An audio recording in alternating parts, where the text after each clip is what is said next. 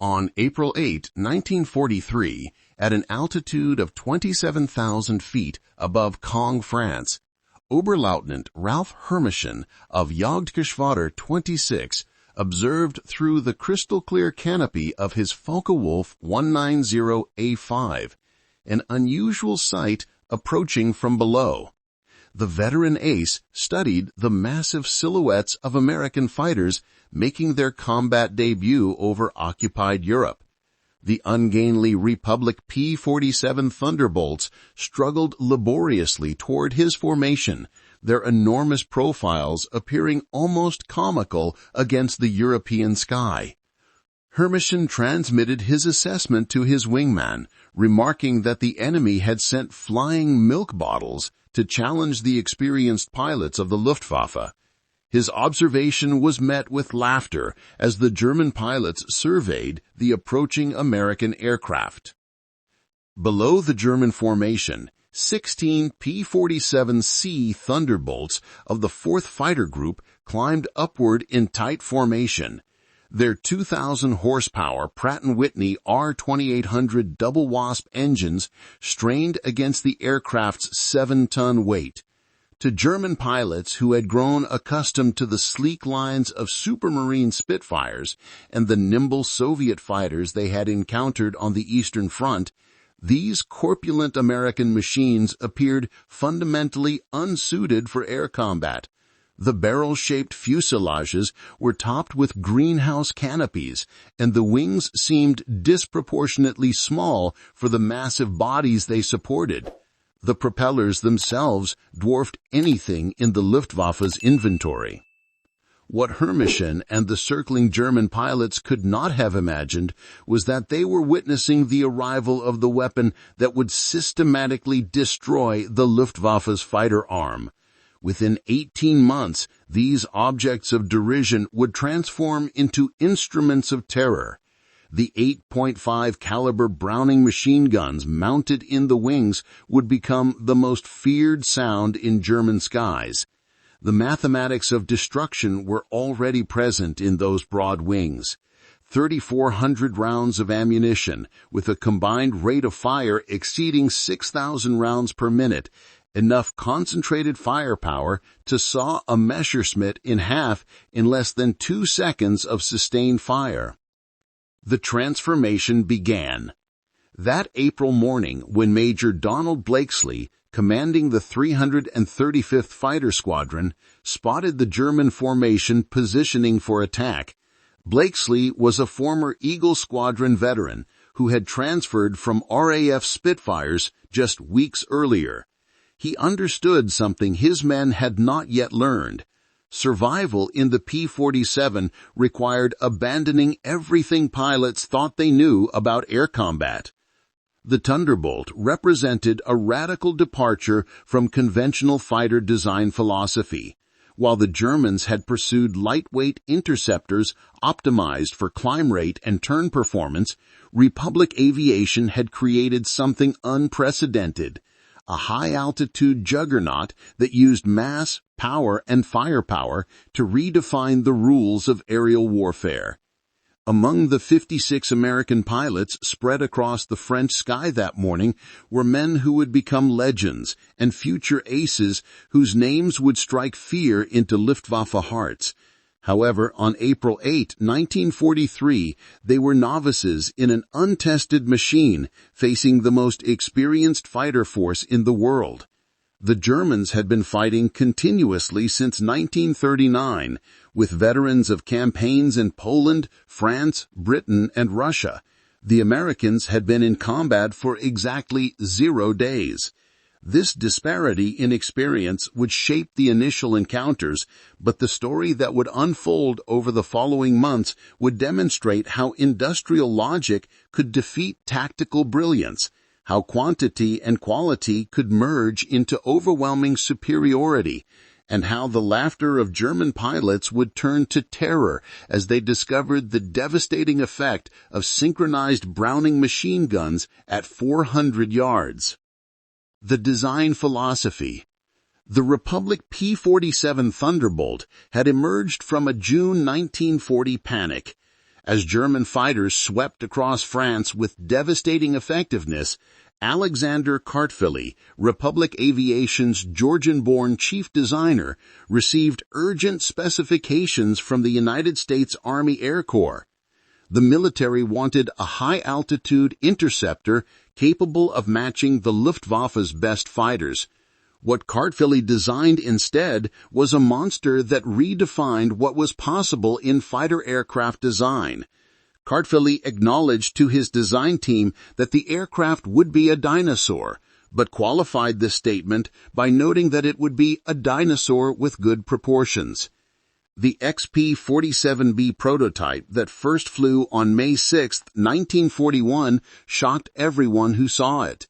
At 9,900 pounds empty, it weighed 65% more than its predecessor, the P-43 Lancer.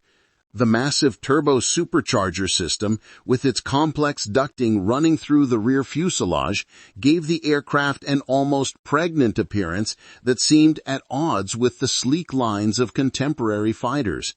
Test pilots approaching it for the first time invariably asked whether this thing could actually fly. Not only did it fly, but it flew like nothing else at altitude. The Pratt & Whitney R2800 double wasp engine, an 18-cylinder radial producing 2,000 horsepower, could maintain full power at 27,000 feet, where German fighters gasped for air.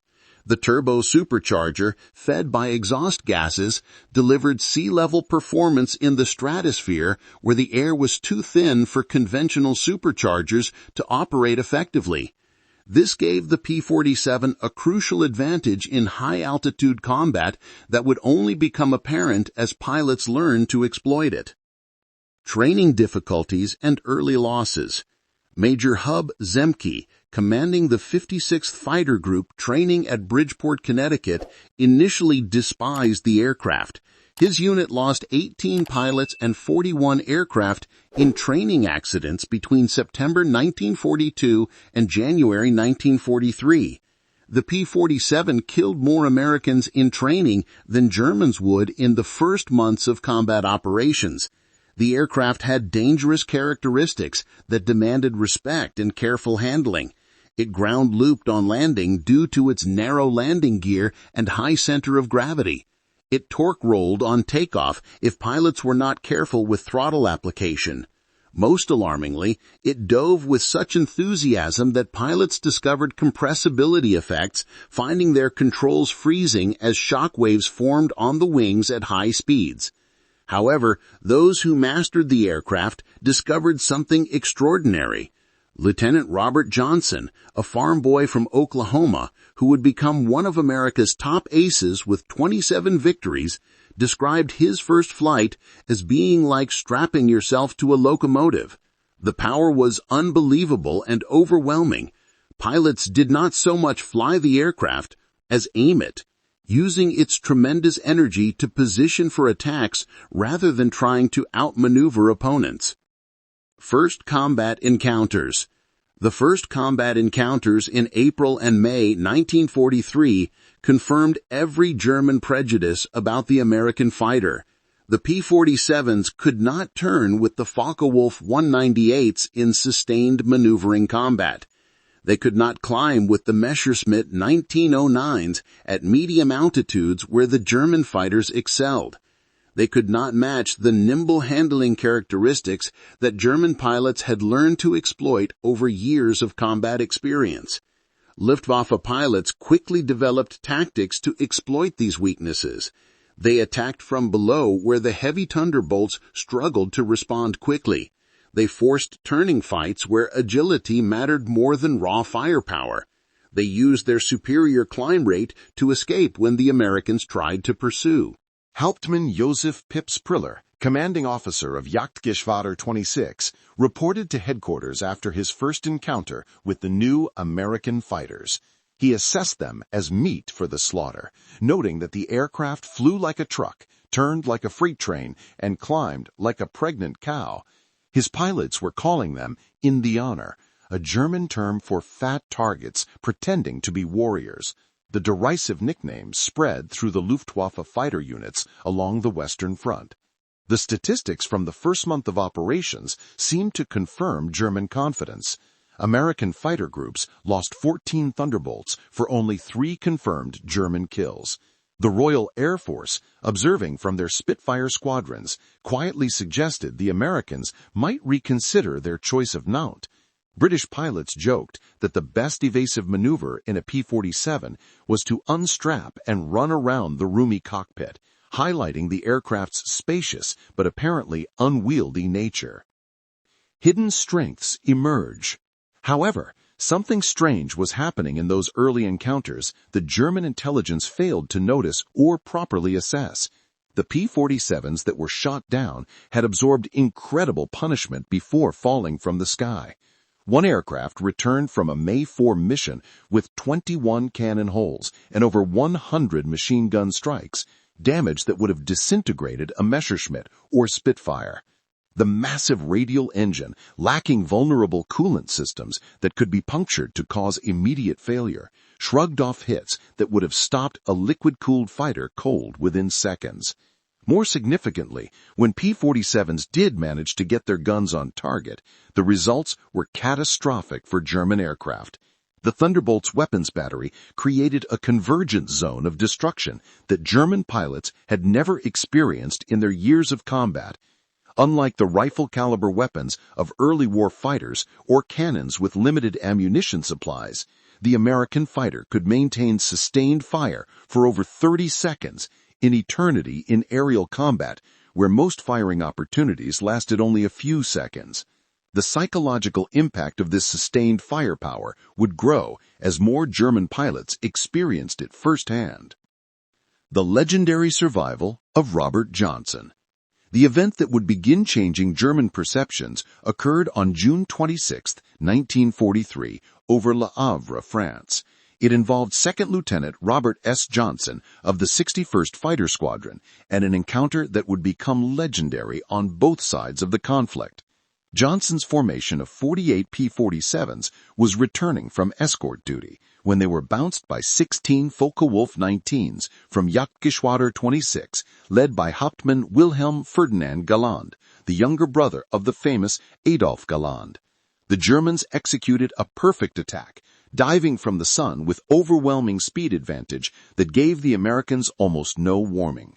Johnson's Thunderbolt, flying at the rear of the formation, was caught in the crossfire of multiple attackers. He took catastrophic damage in the first seconds of combat. 20mm cannon shells exploded across his aircraft. The canopy shattered, spraying plexiglass fragments throughout the cockpit. Hydraulic fluid sprayed into the cockpit, coating everything and making visibility extremely difficult. The engine cowling was torn away, exposing the massive radial engine to the airstream. Fire erupted behind the instrument panel, filling the cockpit with smoke and creating immediate danger. Johnson, wounded in the nose and leg by shrapnel and bullet fragments, tried to bail out of the doomed aircraft. However, he discovered the canopy was jammed shut. A 20mm cannon shell had exploded in the canopy track, welding it shut through a combination of explosive force and melted metal. He was trapped in a dying aircraft at 27,000 feet with no apparent means of escape. What happened next defied every assumption about combat damage tolerance and would fundamentally change how both sides viewed the P-47.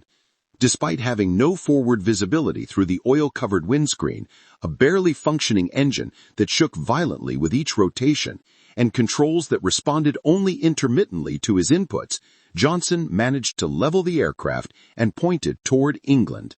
The P-47 continued flying with damage that would have reduced any other fighter to falling debris within seconds.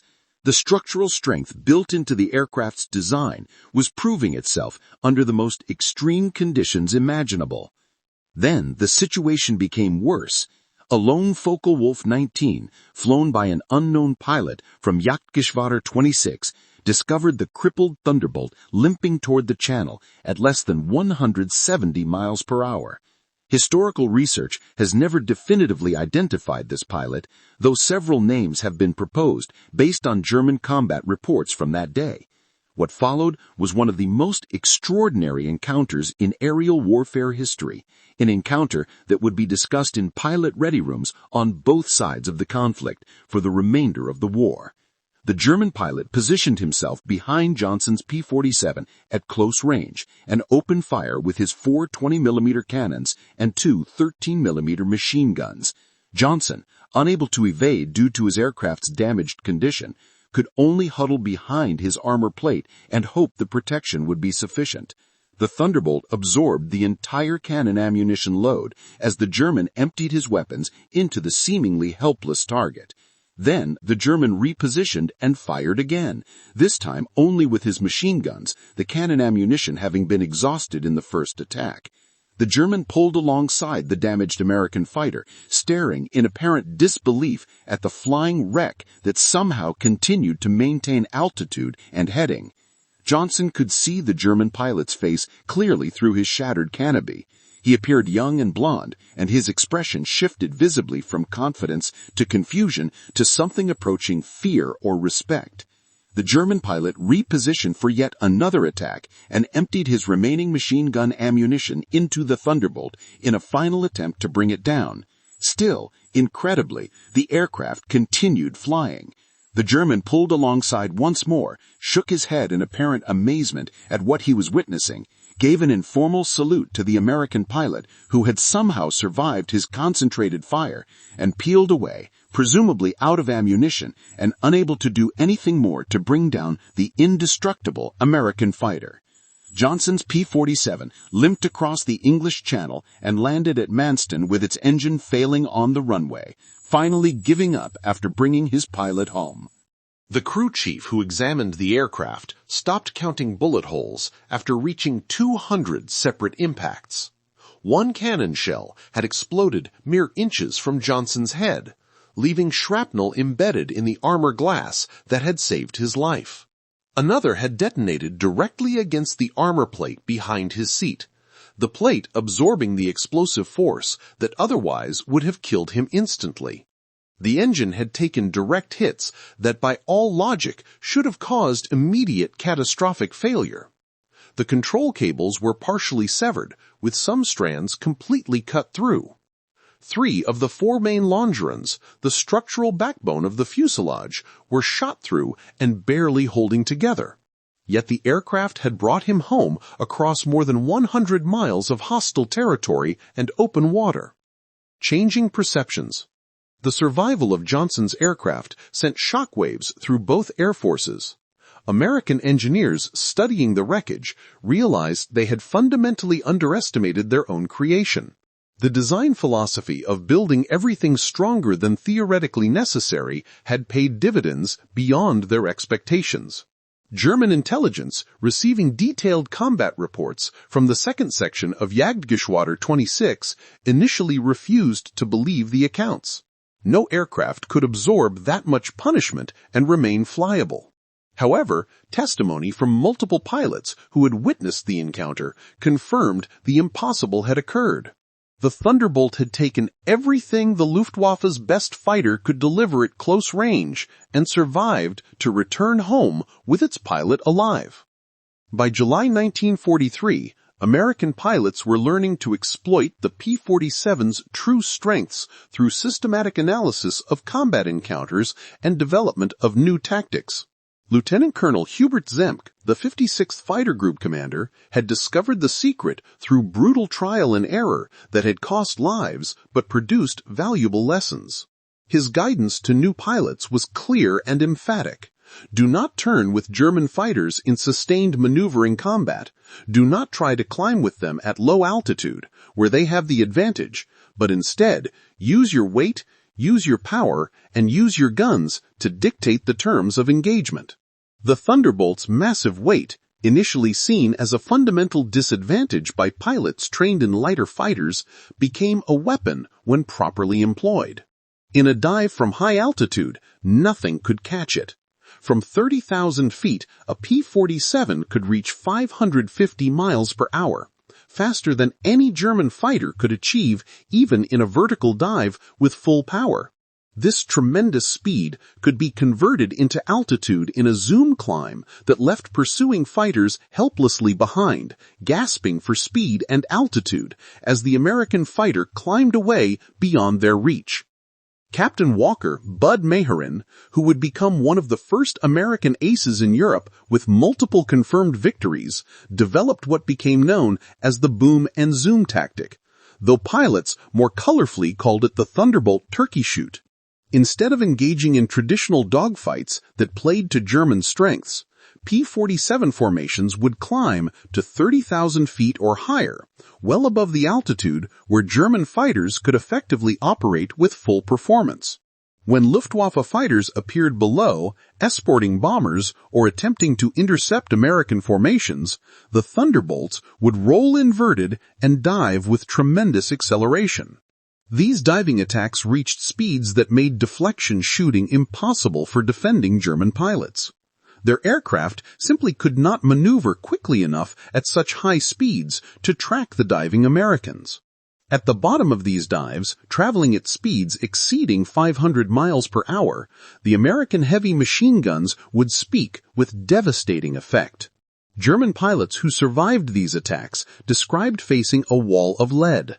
The combined firepower of 8 synchronized guns created an impenetrable zone of destruction. Aircraft caught in this convergence pattern did not merely fall from the sky damaged, they disintegrated into fragments under the concentrated fire. The Swinefort-Regensburg raids.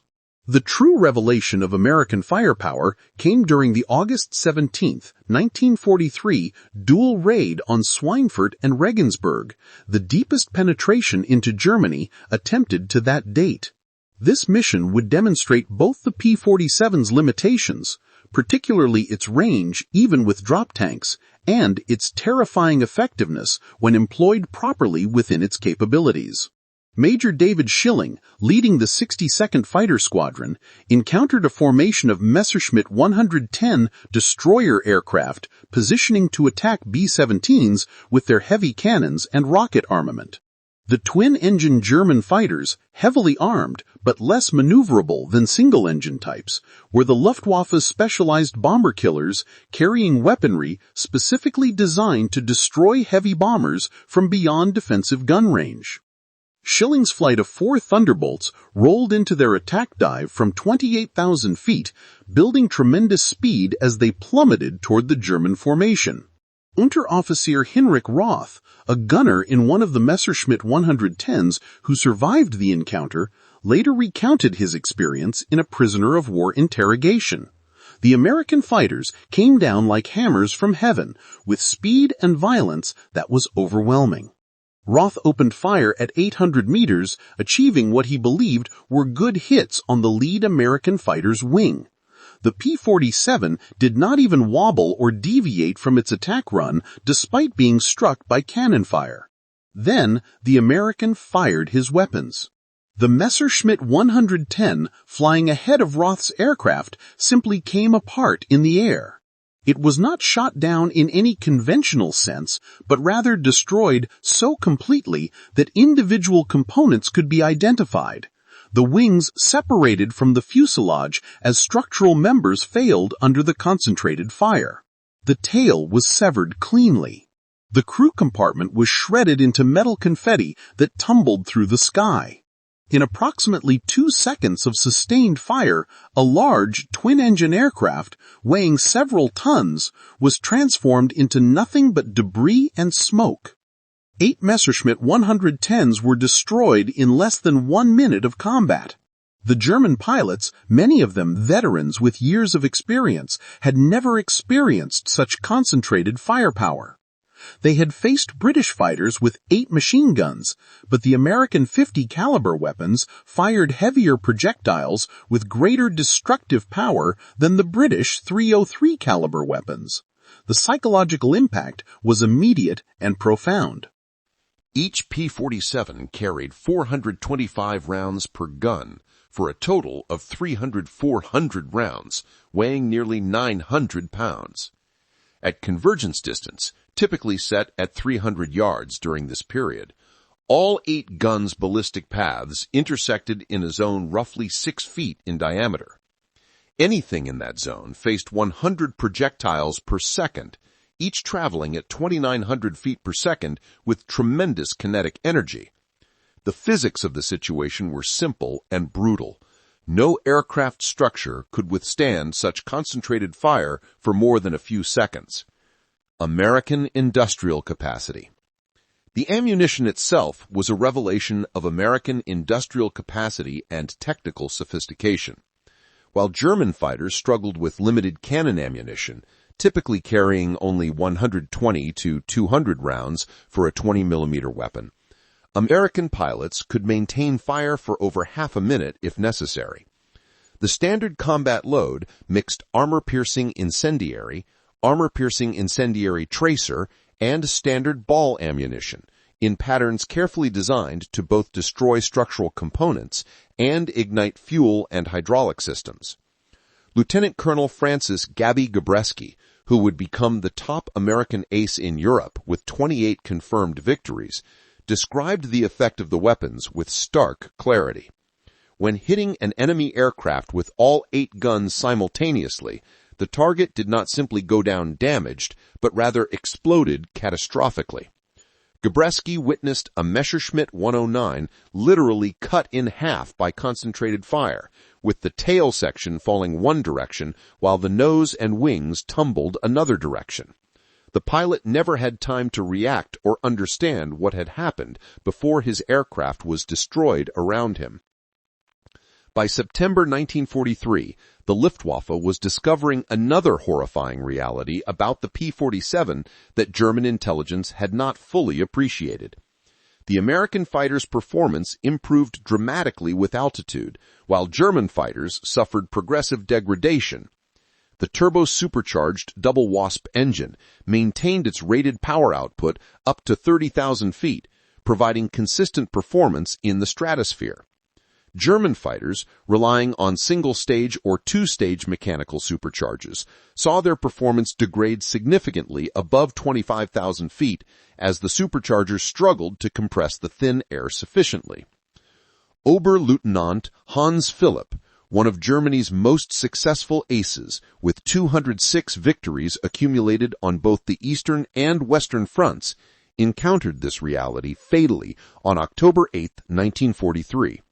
Leading Jagdgeschwader 1 against a B-17 formation at 28,000 feet over Bremen, Philipp found his Focke-Wulf 190A6 sluggish and unresponsive in the thin air.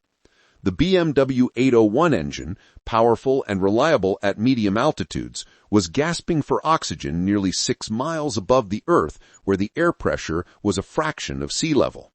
When P-47s of the 56th Fighter Group dove on his formation from 32,000 feet, the German fighters were effectively sitting ducks, unable to maneuver effectively at that altitude.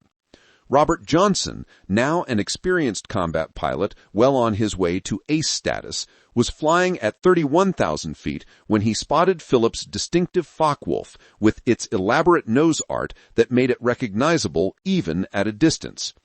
Johnson's combat report was clinical in its description of the encounter. He opened fire at 300 yards with 30 degrees deflection to account for the relative motion. He observed strikes along the entire fuselage of the enemy aircraft. The aircraft exploded catastrophically. No parachute was observed, indicating the pilot had been killed instantly or was unable to escape the disintegrating fighter.